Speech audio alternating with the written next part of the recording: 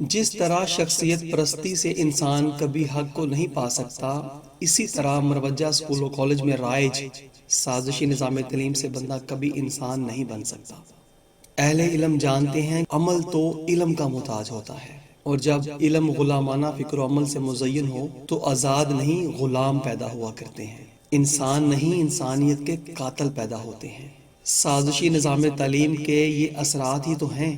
جو آج خود کو مسلمانوں کی صف میں شمار کرنے والا حکمران طبقہ شریعت محمدی صلی اللہ علیہ وآلہ وسلم کے نفاذ سے بیزار نظر آتا ہے۔ نظام مصطفیٰ صلی اللہ علیہ وآلہ وسلم جو ہر حال میں مسلمانوں کی سراسر بقا اور کامیابی کا مسکن ہے، اللہ کریم کی خوشنودی اور پیارے نبی صلی اللہ علیہ وآلہ وسلم کی رضا کا ضامن ہے، آج اسے اپنے ہی ہاتھوں سے مسلمان توڑے جا رہے ہیں۔ جس کو دیکھو من مرضی زندگی بسر کرنے پر کمر بستہ دکھائی دیتا ہے، جبکہ دارہ اسلام میں آ جانے کے بعد بندہ اپنی نہیں بلکہ اپنے پیارے نبی صلی اللہ علیہ وآلہ وسلم کی مرضی کے مطابق اپنی زندگی کے شب و روز گزارتا ہے، اور ہر اس راہ کو چھوڑ دیتا ہے جو اللہ کریم کے احکامات اور شریعت مصطفیٰ کے خلاف جاتی ہو۔ وہ راہ بے حیائی کی ہو یا بے شرمی کی، جھوٹ دھوکہ فریب کی ہو یا غیبت چغلی اور لگائی بجائی کی، وہ راہ بے پردگی کی ہو یا گھروں میں سجائے گئے گانے باجوں، فلموں ڈراموں کے مراکز یعنی ٹیلی ویژن یا اس سے جڑے بے شمار ذرائع، وہ موبائل فون ہو یا کمپیوٹر، الغرض ہر وہ چیز جو رحمان کی راہ سے ہٹا کر شیطان کی راہ پر چلانے کا سبب بنے،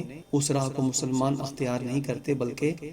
ترک کر دیتے ہیں، چھوڑ دیتے ہیں۔ ان راہوں پر چل کر نہ ہم اللہ کریم اور محبوب کریم صلی اللہ علیہ وآلہ وسلم کو راضی کر سکتے ہیں اور نہ ہی دنیا اور آخرت میں کامیابی حاصل کر سکتے ہیں۔ لہٰذا ہمیں ہوش کے ناخن لینا ہوں گے اور اپنے مسلمان ہونے پر خود کو یقین دلانا ہوگا، اس روشن حقیقت کے ساتھ کہ ہم دین اسلام کو ضابطہ حیات سمجھتے ہیں۔ ہمارا ایمان ہے کہ ہمارا دین حق ہی ہمیں دونوں جہاں میں کامیابی دلا سکتا ہے۔ اگر ہم دین حق کو تھام کر اس کے منع کیے ہوئے امور اور اس کے ادا کیے جانے والے کاموں پر جو اللہ کریم نے ہمیں بجا لانے کا حکم فرمایا ہے، جب تک ہم انہیں بجا نہیں لائیں گے، ہم کبھی بھی فلاح و کامیابی و نصرت کو نہیں پا سکتے۔